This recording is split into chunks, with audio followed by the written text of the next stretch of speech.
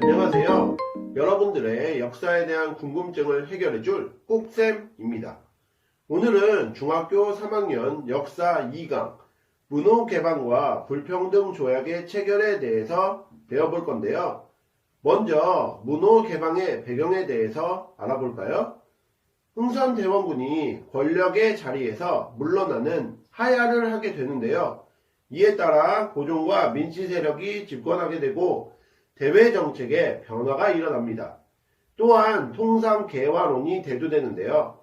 통상개화론이란 문호개방을 통해 서양의 근대적 문물을 수용하자는 주장인데 대표적인 사람들로는 박규수, 오경석, 유홍기 등이 있습니다.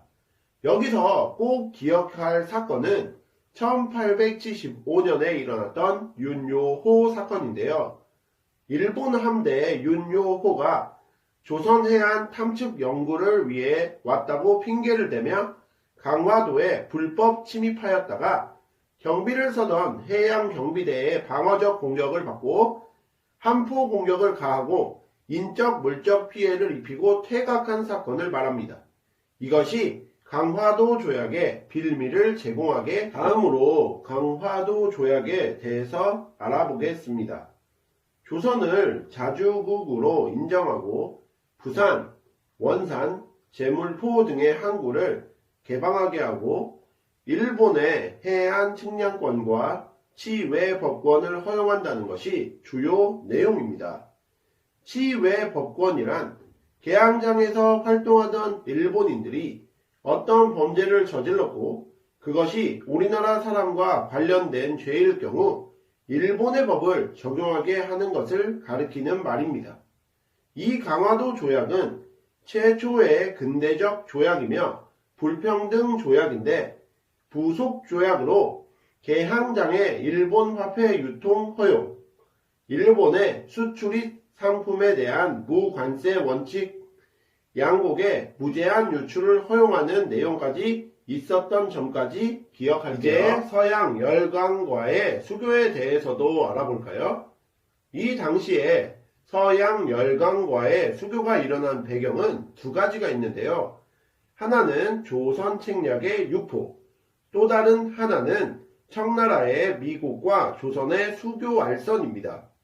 조선 책략은 강화도 조약 이후에 일본에 보낸 수신사 김홍집이 일본에서 가지고 온 책을 말하는데 중국 사람 황준헌이라고 하는 사람이 쓴 책으로 러시아가 남하를 하는 것을 조선이 견제하려고 하는데 그러기 위해서는 중국 그리고 일본, 미국과 긴밀한 관계를 유지해야 된다는 내용을 담고 있습니다.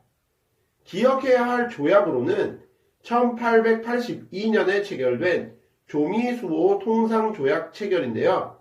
미국 상품에 대한 관세가 부과되고 치외 법권, 최고의 혜택받는 나라로 대접해준다는 최혜국 대우 인정이 주요 내용입니다.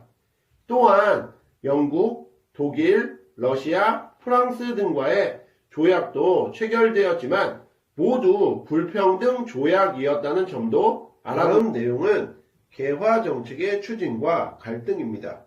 우선 개화정책의 추진에 대해 알아보면 우리나라는 일본의 수신사와 근대 문물을 알아보기 위해 보고 관찰하기 위해서 보낸 조사 실찰단을 파견합니다.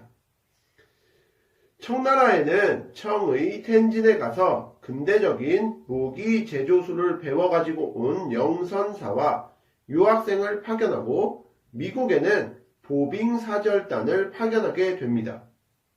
여기에서 꼭 기억하셔야 할 것이 통리기무아문과 별기군의 설치인데요. 통리기무아문은 조선 후기 고종이 설치했던 근대식 통치 행정기구를 의미하고 별기군은 당시 5군영의 젊고 유능한 사람들 중에서 80명 정도를 뽑아 근대적 무기와 군사훈련법으로 훈련시켰던 신식 군대를 말합니다. 별기군의 교관은 조선인이 아닌 일본인이었으며 구식 군인들이 불만이 상당했다는 점까지 알아두시면 돼요. 다음으로 위정척사운동에 대해 알아볼까요? 위정척사운동은 19세기 중엽 천주교가 유포되고 서양 세력의 통상 요구가 강해지면서 보수적인 양반 유생충이 중심이 되어 일으킨 운동으로 바른 것, 우리의 전통을 지키고서 악한 것, 서양 문물을 배척하자는 주장을 펼칩니다. 위정척사운동은 1860년대 이항로와 기정진이 통상 반대를 전개, 1870년대 최익현이 개항을 반대, 1880년대 이만손이 10,000명의 유생들과 집단으로 상소를 올리며 개화 반대, 1890년대 유인석과 이소웅이 항일 의병운동 전개 등의 순서로 변화해 나갑니다. 위정척사운동은 반외세, 반침략 민족운동으로 성리학적 질서를 고집하다 보니 근대적 개혁에 장애를 가져오게 마지막으로 살펴볼 사건은 1882년에 일어났던 이모군란입니다. 이모군란이 일어난 배경은 외세의 침략과 정부의 개화 정책에 반발하던 시대 상황에서 구식 군인들이 차별 대우를 받게 됩니다. 구식 군인들이 폭발했던 결정적인 이유는 급료가 계속 밀리던 중에 그나마 받은 식량에서도 반 이상이 모래가 섞여 있었던 것인데요. 이로 인해 구식 군인들이 봉기를 일으키고 도시의 하층민들도 이에 합류하게 되는데 이들은 정부 고관과 일본인 교관을 살해하고 일본 공사관을 습격하게 됩니다. 이때 흥선대원군이 일시적으로 집권하게 되지만 청나라의 군사적 개입으로 흥선대원군이 텐진으로 납치되게 되고 민씨 세력이 재집권을 하게 된다는 점까지 정리할게요. 이모군란의 영향으로 청나라가 우리나라의 내정과 외교 문제에 깊이 관여하고 조선에 군대를 주둔시키고 독일 사람 멜렌더루프를 고문으로 파견하는 등 영향력을 강화합니다. 또한 조청 상민 수륙 무역 장정이 체결되어 청나라 상인이 특권을 인정받게 되고요. 일본도 피해를 본 것에 대한 막대한 배상금 지불을 요구하여 제물포 조약을 체결하고 일본군의 서울 주둔을 허용하게 했다는 점까지 알아두시면 오늘 배우신 내용을 바탕으로 문제를 풀어보겠습니다. 1번 기역과 니은에 들어갈 나라를 옳게 나열한 것은? 이라는 문제인데요. 조선이 세워야 할 책략으로 기역을 막는 것보다 더 급한 일이 없다. 이를 막는 책략은 무엇인가? 중국과 친하고 일본과 맺고 니은과 이어짐으로써 자강을 도모할 뿐이다. 이 내용은 조선 책략의 내용입니다. 조선 책략에서는 러시아의 남하를 조선이 견제하기 위해서는 중국, 일본, 미국과 긴밀한 관계를 유지해야 한다고 주장하였으므로 기역에는 러시아, 니은에는 미국이 들어가야 합니다. 그러므로 정답은 5번이 되겠습니다. 다음 2번 문제 풀어보겠습니다. 다음 인물들과 관련된 설명으로 옳은 것은? 이라는 문제인데요. 정답은 2개입니다. 제시된 인물들은 기정진, 이항로, 최익현인데요. 이 사람들은 위정척사운동과 관련이 있는 사람들이죠. 기정진, 이항로는 1860년대 통상반대를 전개했고 최익현은 1870년대 개항을 반대했던 사람입니다. 그러면 보기 중에서 위정척사운동과 관련이 있는 것을 찾으면 되는 거죠. 1번 정부의 개화 정책을 뒷받침하였다. 위정척사운동은 정부의 개화 정책을 반대했던 운동이기 때문에 1번은 정답이 아닙니다. 2번 반외세, 반침략적 민족운동을 전개하였다. 맞는 표현이죠. 3번 성리학적 질서를 지켜야 한다고 주장하였다. 3번도 맞는 표현이고요. 4번 서양의 문물과 사상을 수용하자고 주장하였다. 서양의 문물과 사상을 거부한 운동이 위정척사 운동이므로 4번도 정답이 아닙니다. 그러므로 2번의 정답은 2번, 3번이 되겠습니다. 3번. 다음 사건의 결과로 옳지 않은 것은? 이라는 문제 풀어보겠습니다.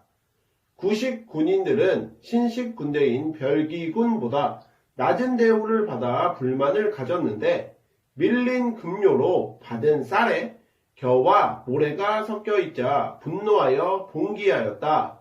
이 내용은 임오군란에 관한 내용이죠. 임오군란의 결과로 옳지 않은 것은? 을 고르는 문제입니다. 1번 일본에 배상금을 지불하였다. 임오군란의 결과로 일본이 제물포 조약을 체결하여 우리나라로부터 막대한 배상금을 가져갔었죠. 그러므로 1번은 맞는 표현이고요. 2번 청이 조선에 군대를 주둔시켰다.